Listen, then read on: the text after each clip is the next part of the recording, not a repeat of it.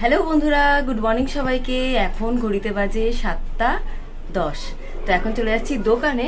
সব কাজই হয়ে গেছে, জল ঢল সব ভরা হয়ে গেছে, ঘরের সমস্ত কাজ হয়ে গেছে। এসে রান্না করব আর জামা কাপড় কাচবো, তাই একটু তাড়াতাড়ি হলো। তো যাই হোক, এখন চলে যাই দোকানে। তো চলো দোকানে গিয়ে কি করা যায় সেটাই তোমাদের সঙ্গে শেয়ার করবো। বেরিয়ে পড়লাম দোকানে যাওয়ার জন্য। শনি আর রবিবার ছেলের স্কুল বন্ধ থাকে। বর্মশাই চেষ্টা করে ওই দুটো দিন আমাকে দোকানে দিয়ে আসার। আমারও বেশ ভালোই লাগে, হেঁটে হেঁটে যাই সবসময়, একটু সাইকেল করে বর্মশাইয়ের সাইকেল করে চলে যাব। আর ঘর থেকে দোকানে যেতে প্রায় 15 মিনিট সময় লাগে। তো দোকানে তো পৌঁছেই গেছি আমি। প্রায় অনেক দিন দোকান বন্ধ ছিল আমার দোকান।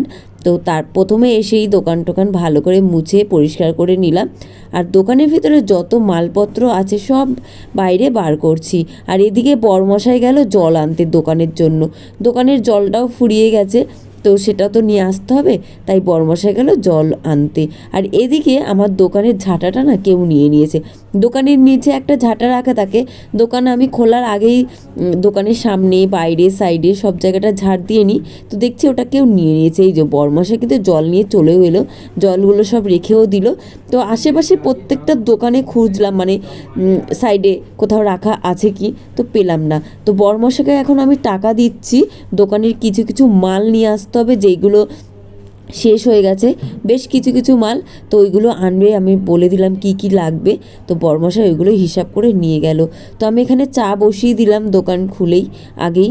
এক প্যাকেট করেই আমি চা করি, বেশি করি না, কারণ আমি চাই না যে জিনিসটা নষ্ট হোক বা অনেকক্ষণ চা থেকে যাক, তাহলে সেটা তো ভালো দেখায় না।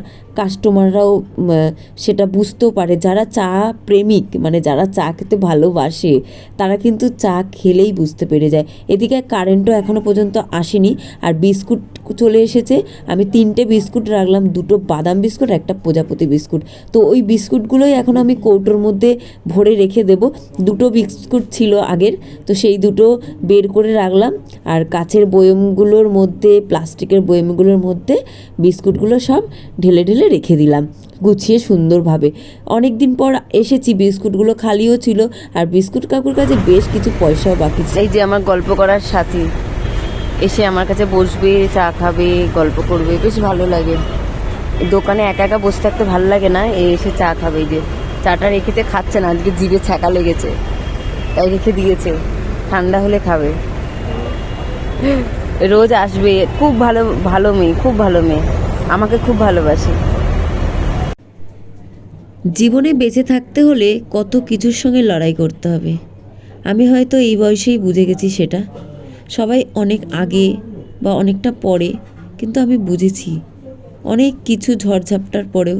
তো যাই হোক, চা বানাচ্ছি। আজ হলো রবিবার, তো আশেপাশে প্রত্যেকটা দোকান বন্ধ আর রাস্তাঘাট তো পুরো ফাঁকা, দেখতেই পাচ্ছ বন্ধুরা। তাও এসেছি, কারণ ঘরে বসে থাকলে কেউ 10 টাকা দিয়েও হেল্প করবে না। তো ভাবলাম যতটা বিক্রি হয় আর কি। আর আমার শরীর খারাপ ছিল অনেক দিনই, সেই সব কিছু মিলিয়ে মিশিয়ে অনেক দিন দোকান বন্ধ ছিল। আর অবস্থা দেখো, কেকগুলোর প্রত্যেকটা নষ্ট হয়ে গেছে। এই কেকটা বিক্রি করে 1 টাকাও মনে হয় লাভ হয় না, শুধু চায়ের জন্য রাখা। মানে এই কেক, বাবুজি কেকটা এসে অনেকেই কিন্তু খোঁজে, ভালোবাসে খেতে। আর আমাদের চায়ের দোকানে এগুলো রাখতে হবে।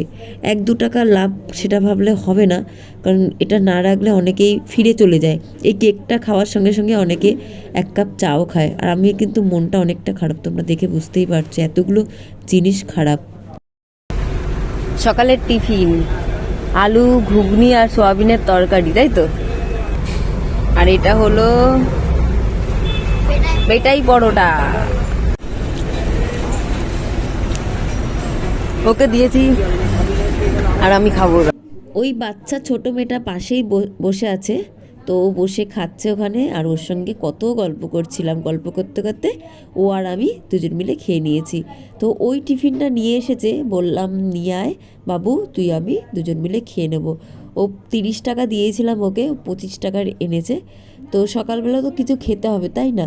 তো না খেলে চলবো কি করে, সারাদিনের কত কাজ, ঘরের বাইরের দোকানের। তো একটু পেটাই পরোটা খেয়ে নিলাম। খিদে পেয়েছিল। আর এখানে গল্প করছে কাস্টমাররা, তোমাদের একটু সঙ্গে শেয়ার করছিলাম। আর দুটো শালিক এসে কী ঝগড়া করছিল, কী ঝগড়া করছে। আমি বললাম তোরা থাম, আয় আমার কাছে আয়, কিছু দিই। এখানে আমি জল খাচ্ছি ভয় ভয়, কারণ বাথরুম পেলে আমি কাকে বসিয়ে রেখে যাব দোকানে। ওই মেয়েটাও চলে গেছে যে ওকে বলবো, কারণ আজকে রবিবার, আশেপাশে প্রত্যেকটা দোকান বন্ধ, কাউকে বলেও যাওয়া যাবে না। তাই দেখাচ্ছিলাম যে এই বিশাল বড় রাস্তা পার হয়ে প্রায় 10 মিনিট হেঁটে যেতে হবে বাথরুম। বাজে ঘড়িতে 12:45। তো এদিকে বাসনগুলো সব মাজবো। এখানে অনেক বাসনই পড়ে, কিন্তু আজকে কম পড়েছে। এই গ্যাসটা পরিষ্কার করব, আর এই যে দোকানটা আস্তে আস্তে করে বন্ধ করে যাব বাড়ির দিকে আমি। আর বাড়িতে গিয়ে রান্না বান্না করব, মানে বাড়িতে যেতে যেতে এখনো 2টো বাজবে প্রায়। আজকে রবিবার, তাই দোকান তাড়াতাড়ি বন্ধ করে আমি ঘরে চলে যাব। আর বাসনটা কিন্তু কমই পড়েছে, কারণ তাড়াতাড়ি ঘরে চলে যাচ্ছি। আর অন্য দিন আমি কিন্তু একেবারে রাত্রেবেলাই বাসন মাজি, সমস্ত বাসন। আর তখন বাসনটাও বেশ অনেকটাই পড়ে। তো যাই হোক, আস্তে আস্তে দোকানটা বন্ধ করে এবার ঘরের দিকে আমি যাব। তো যত মালপত্র সব ছিল ওইগুলো সব আস্তে আস্তে করে গুছিয়ে দোকানের ভিতরে ঢুকিয়ে দিলাম। আর যে লাইট খুললাম, ওই লাইটের জন্য কিন্তু প্রত্যেক দিন ভাড়া নেয় 15 টাকা করে। তো টুল ভালোভাবে শিকল দিয়ে বেঁধে তালাচাবি দিয়ে এখন আমি ঘরের দিকে যাব। এখন কিন্তু বাজে 1:10-15। আমি ভাবলাম দোকান বন্ধ করতে করতে 2টো বেজেই যাবে হয়তো, কিন্তু না, 1:10-15 মধ্যে কমপ্লিট হয়ে গেছে। আর বাইরে ভীষণ রোদ, ভীষণ বৃষ্টি হয়। আর যখনই রোদটা দেয়, মানে কাঠ ফাটা রোদ। ঘরে এসে সিঁড়ির মধ্যে বসলাম, আর এখন ঘড়িতে বাজে 1:30। আমি ভেবেছি 2টো বেজে যাবে, আস্তে আস্তে না, 1:30টার মধ্যে চলে এসেছি। এবার রান্না করব, দেখা যাক কি রান্না করা যায়। একদম অল্প কিছু, ওই আলু সিদ্ধ ডাল ভাতই করবো। তো ওখানে আবার কতগুলো বাসন পড়েছে, ওইগুলো মাজবো। কালকে রাত্রিবেলা তো বাসন মেজেই রেখেছি, কিন্তু সকালে কিন্তু এখনো রান্না বান্না করিনি।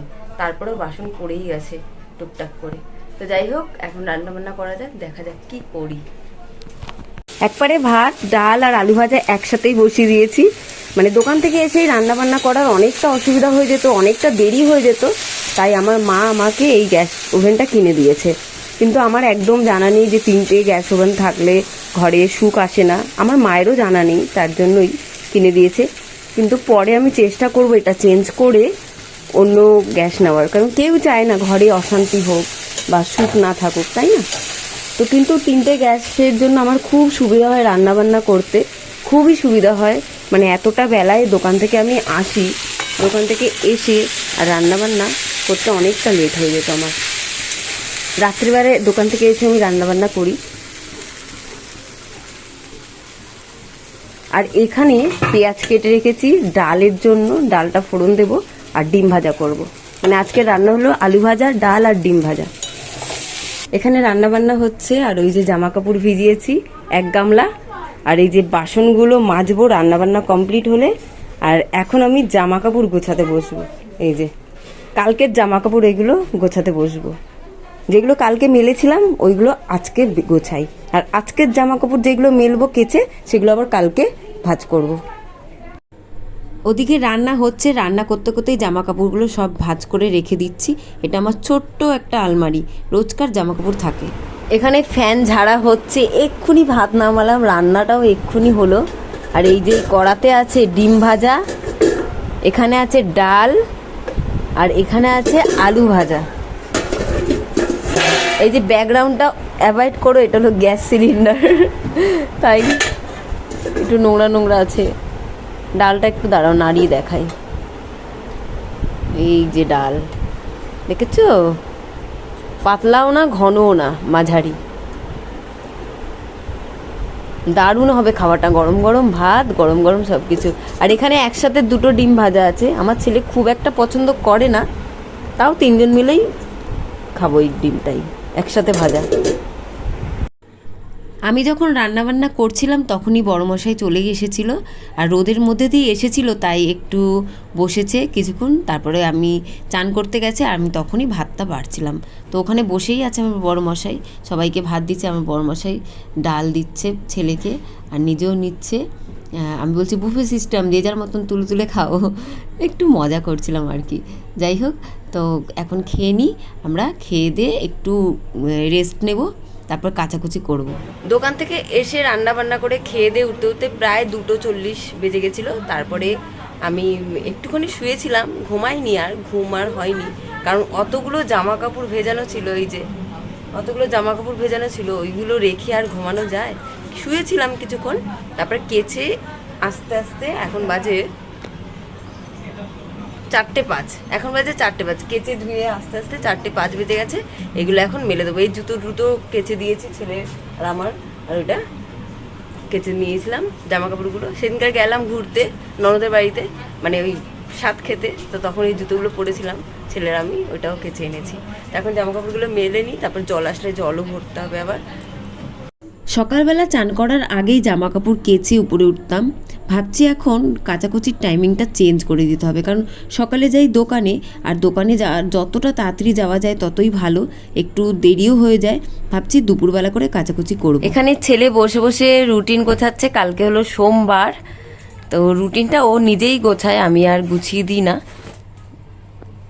আর ওই যে সন্ধে দিয়ে বসেছি, এই যে সন্ধে দিলাম, দিয়ে আর বসলাম।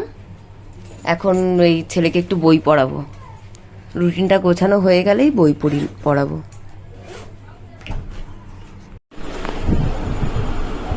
বন্ধুরা, একটু সাজুগুজু করেছি, সারা দিন কাজের পরে ঘরে বাইরে কাজ করার পর রাত্রিবেলা একটু সময় পেয়েছি, তো সাজুগুজু করেছি ভিডিও বানানোর জন্য। তো শর্ট ভিডিওগুলো আমি মানে শেয়ার করব, তোমরা গিয়ে দেখে এসো। টাটা। কেমন লাগছে? হ্যাঁ, কেমন লাগছে সেটা কিন্তু বলো আমাকে। জানি খুব একটা ভালো লাগছে না, তাও তোমাদের মুখে কিন্তু শুনতে বেশ ভালোই লাগবে। সবে ভিডিও বানানো শেষ করলাম, এখন বাজে ঘড়িতে 9:05। তো বড়মাসে এখনো আসেনি, বড়মাসে আসছে, তো আসলেই খাওয়া দাওয়া করবো, করে ঘুমিয়ে পড়বো। তো এখানে ভিডিওটা শেষ করছি। গুড নাইট সবাইকে, সবাই ভালো থেকো, সুস্থ থেকো। চলে আসবো আরো একটা ভিডিও নিয়ে। টাটা বন্ধুরা।